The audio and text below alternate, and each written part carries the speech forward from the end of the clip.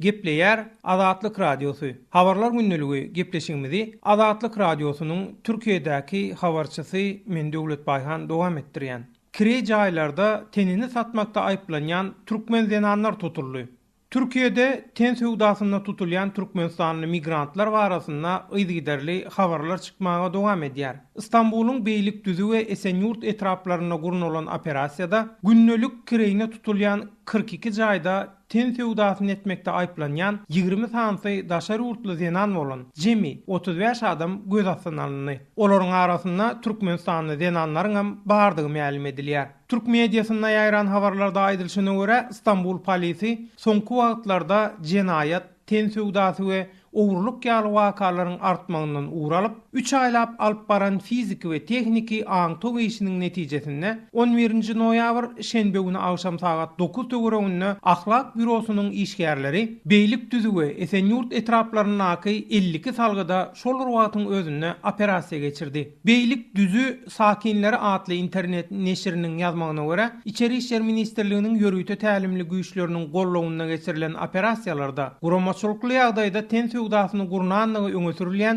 Türkmenistanyň, Moldowanyň, Ukrainanyň, Gazagystanyň, Özbegistanyň, Russiýanyň, Ispaniýanyň we Paraguaýyň raýatlary bolan jemi 20 sany daşary urtly zenan bilen olaryň müşterisi de güman edilýän 15 adam göz astyna alındy. Şol wagtyň özünde öýleri ten sowdasyny edýänlere günnelik kireyine berende güman edilýän 8 adamam ten sowdasyna araçylyk etmekde aýplanyp kaziýetde suwda çekilmek üçin tutsak edildi. Polis we yerli çeşmeler ten sowdasyna güman edilip tutulan daşary urtly 20 denanyň arasynda näçe sansynyň Türkmenistanyň raýatydygy we olaryň ykbaly barasynda jikmejik maglumat bermeýär. Türk telekanallarına görkezlen video şekillerde polisin ten sowdasy üçin günnelik kireyine tutulan öýlerde barlyk geçirýän mahaly käbir penjirelerden aşak şüpheli zatlaryň we jisimleriň zyňylýanlygy gözýilýär. Polis işgärleri öýlerde bir bekanun ruhsatsız tüpeň bilen 1 kilogram neşe maddasyny tapdy. Türk polisi penjirelerden aşak zyňylan zatlaryň hemmesini jikmejik barlykdan geçirdi. Barlygyň netijesinde güman edilýänlerden 2 sansy neşe sowdasyndan suwda çekilmek üçin polis merkezine gidildi. Türk medeniýeti operasiýada ten sowdasyna aýplanýan daşary urtly zenanlaryň polisiýaky işi tamamlanandan soň deportasiýa edilmek üçin migrasiýa gullugyna tapşyryljakdygyny we beýleki göz astyna alynanlaryň bolsa kaziýetde suwd ediljekdigini habar berýär. Operasiýalardan soň ten sowdasy üçin günnelik kireyine tutulan jaýlary şertnamasyz bekanun ýagdaýda kireyine beren öý eýelerine hem